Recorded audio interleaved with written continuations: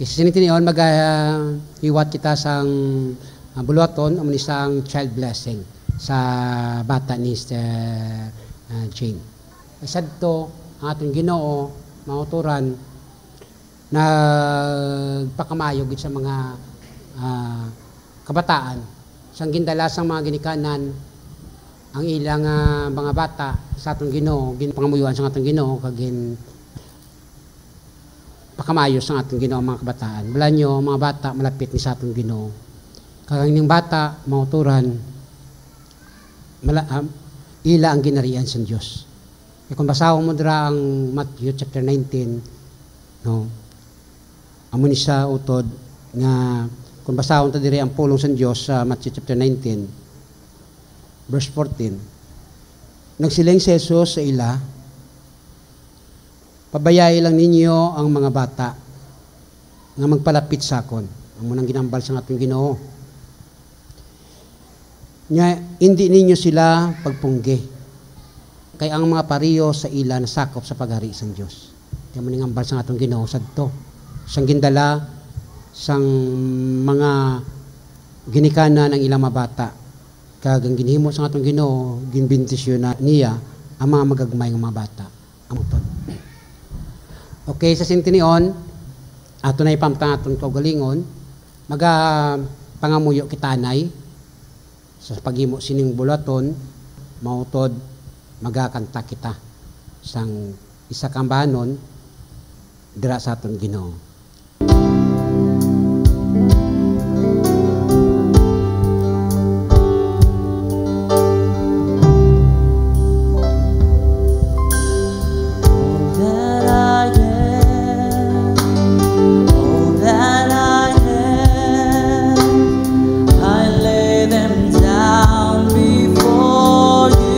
Lord, dayo from my life.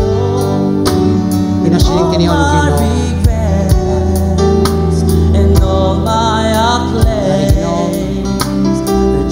Natugyan namon nga mo balingon. Kining bata Ginoo. Nga gabay ikaw Ginoo. Magadisyon sa iya. Upod siya ginikanan. Upod sa mga sponsors. Upod sa mga kauturan ngayari sa tiniyon na nang tabahin sa nang pag-ibig sa bulaton. All of my hopes and all of my plans, my heart and my hands are lifted to you. Lord, I offer my life to you, everything I'm true. Use it for your glory. Lord, I offer my days to you, lifting my praise to you as a pleasing sacrifice. Lord, I offer you my life. Lord, I offer you my life.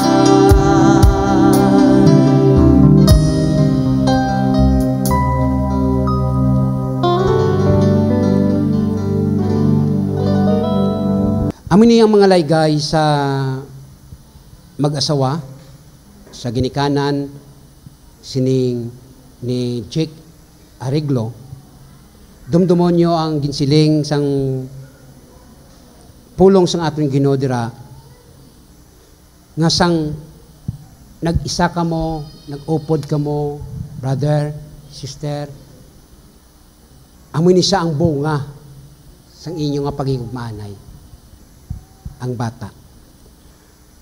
Kag, kung atong basahon, ang pulong sa Diyos,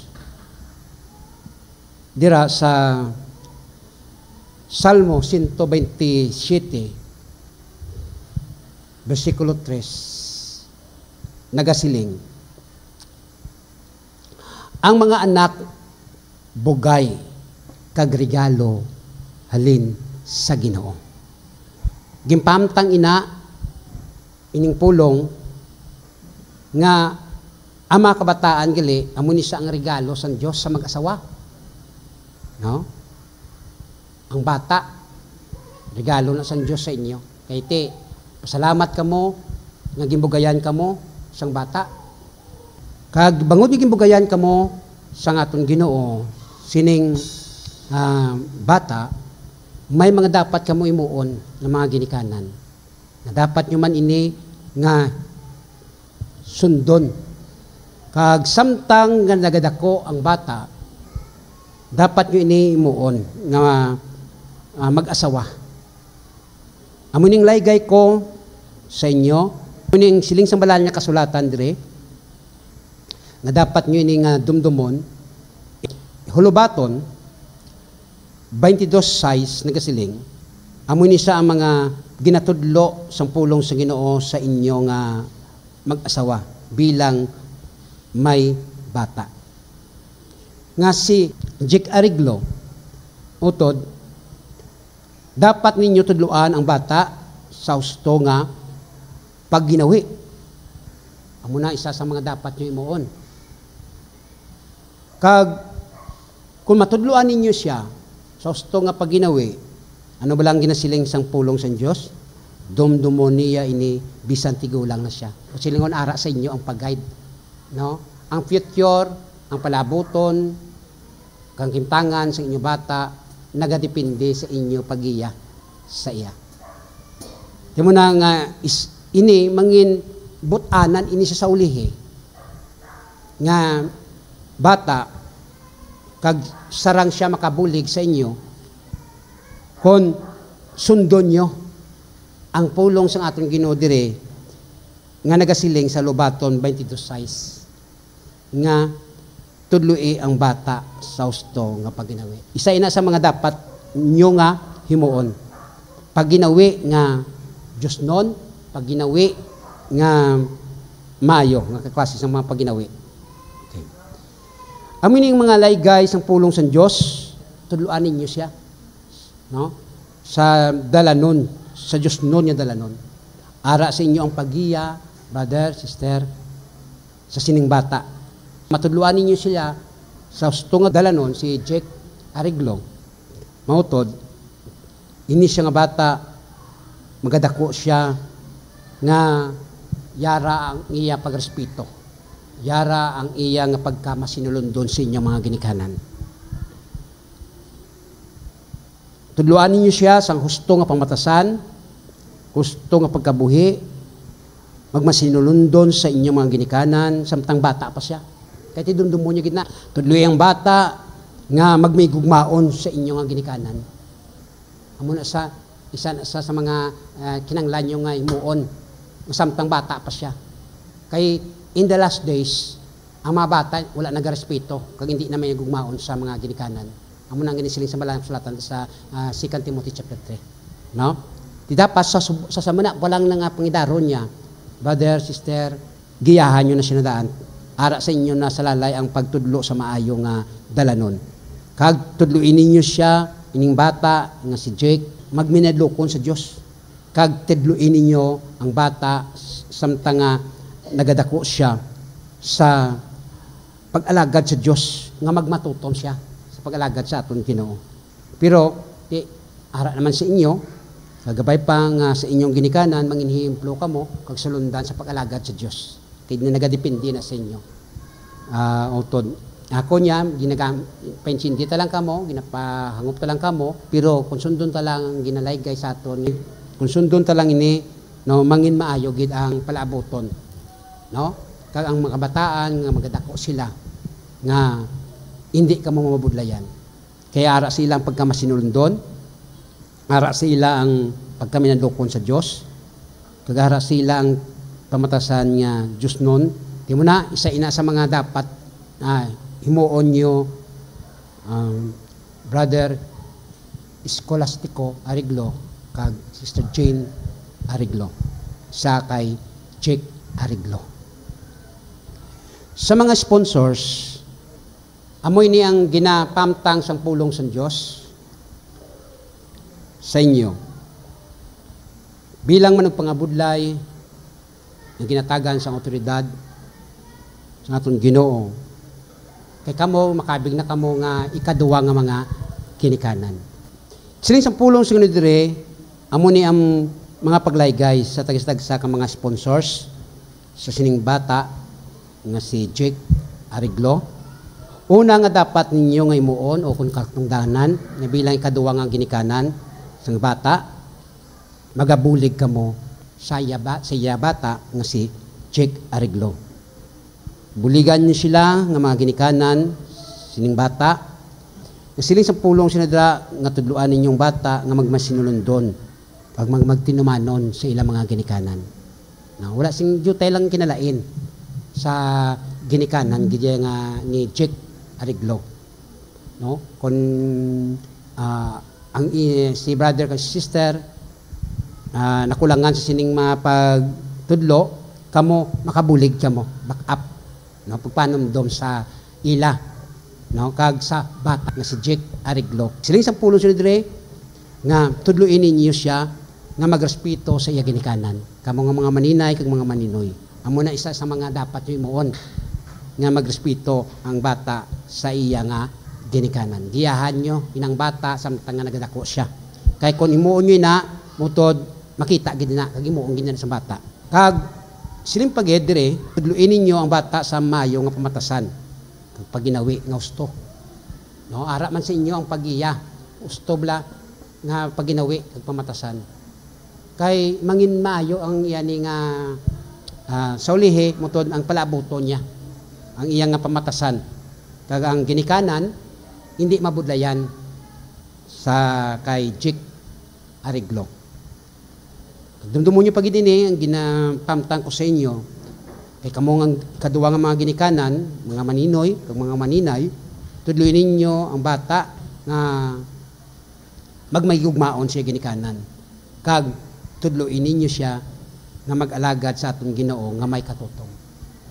Kung imoon nyo na, utod, mapalipay nyo atong Ginoo, natungdan sa ginikanan, sa mag-asawa, kay Brother Escolastico Ariglo, kay Jean Ariglo.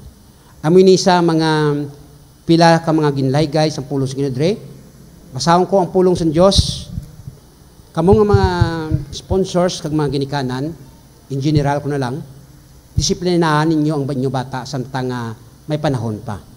Nga, amo nang ginasilin sa pulo. Sinudra sa Hulubaton 19:18. Kaya kung hindi nyo ni mamadisiplina, kag hindi siya magiyahan, masaway, pabayaan nyo lang, kaya kinaiyan na isang bata, yung nga kapasaway.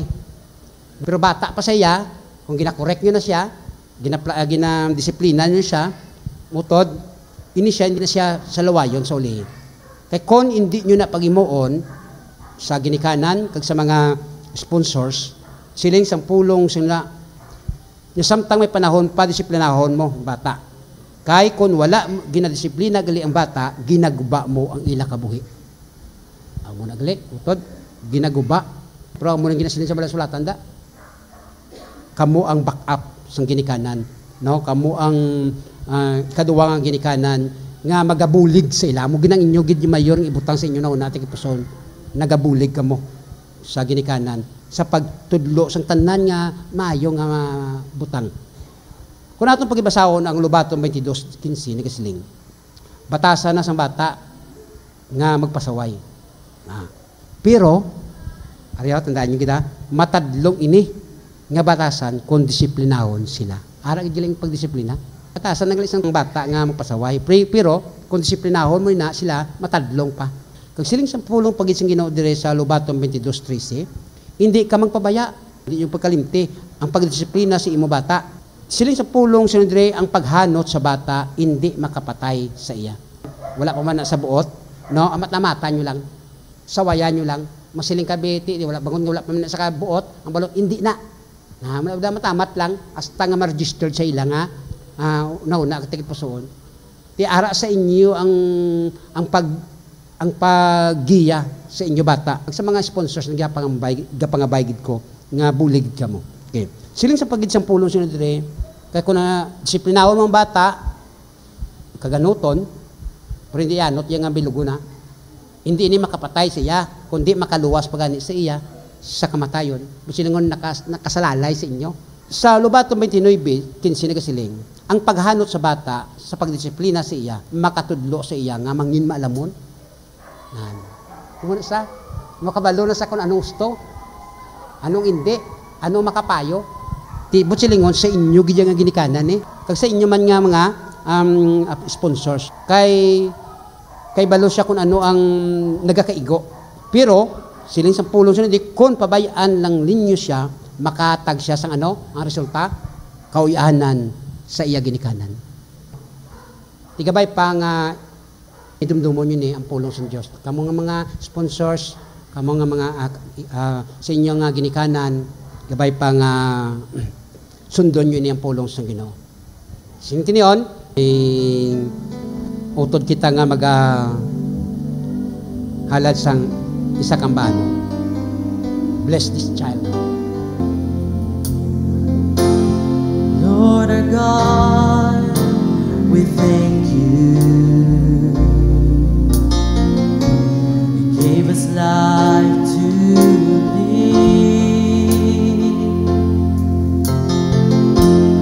Now we thank you for this new creation. Lord, we thank you for this child. And we pray from this place, God bless this child. And we pray from this place, God bless this child.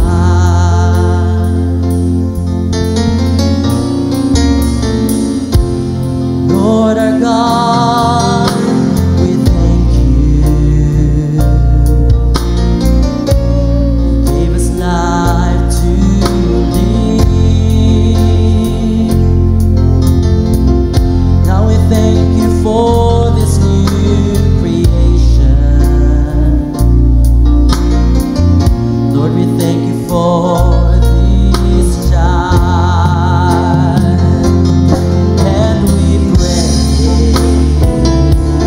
from this place, God bless this child. And we pray from this place, God bless this child. And we pray for this family, that you will be with them every day, every day. And we say, God bless this child. And we pray for this family, that you will be with them every day, every day. And we say, God bless this child.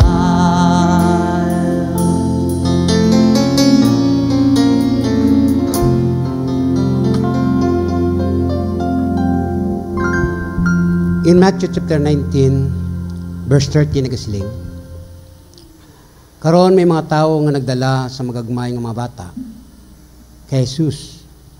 Agod nga tungtungan niya sang iya kamot kag pangamuyuan. Pero ginsaway sila sang mga sumulunod ni Jesus. In verse 14, nagsiling si Ginoong Jesus sa ila, pabayai lang ninyo ang mga bata nga magpalapit sa akon. Manang ginambal sa atong Ginoo. Hindi ninyo sila pagpunggi. Amo na, hindi tagit pagpunggan ang mga bataan. Kay ang mga pariyo sa ila nasakop sa paghari sa Dios. But silingon ining mga bataan luwas ni sila ya. Dayon ang ginimo sa atong Ginoo, gintungtong ni Jesus ang iya kamot sa bata kag ginbendisyonan niya sila. Pagkatapos sadto naglakat siya. Sinintinion, pangamuyo kita sa kay Chick Ariglo, kagakon ginapangabay ang ginikanan, kadto dire, kag mga sponsors sa likod, akong pangamuyuan si Chick Ariglo.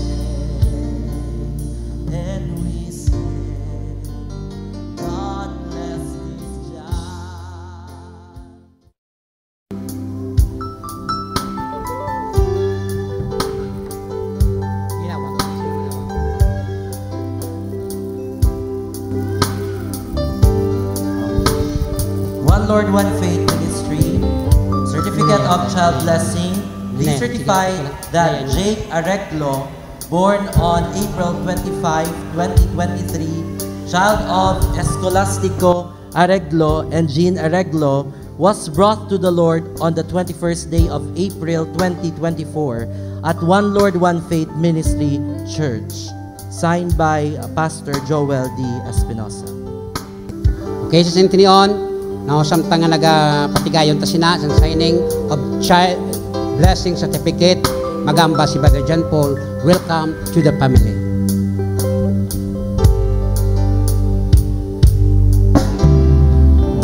Come to the family. We're glad that you have come to share your life with us as we grow in love.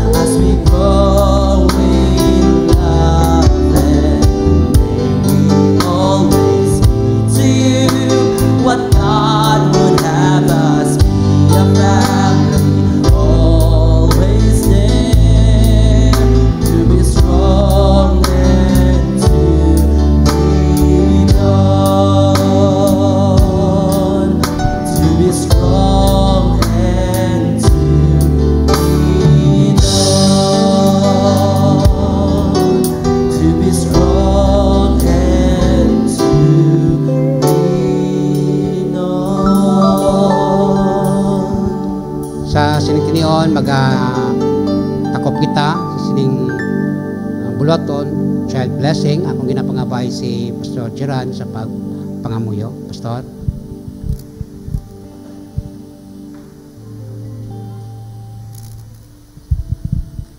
Heavenly Father, Lord God, salamat gid Ginoo sa imo nga pagbulig, pagpangunangan natigayon Ginoo ining Child Blessing Ginoo sa sining nga aga. Salamat gid sa imo nga padayon nga pagbulig sa matag isa sa amon kag kabay Ginoo nga ang tagsa ka mga nabatian nga mga pagtudlo sa tagsa ka sponsor kag mga ginikanan kabay Ginoo nga mahimunuan nila ang ilang katungdanan Ginoo. Ini amon gid ginatakop upod ng pagpasalamat sa imo balaan nga ngalan, in the name of Jesus. Amen.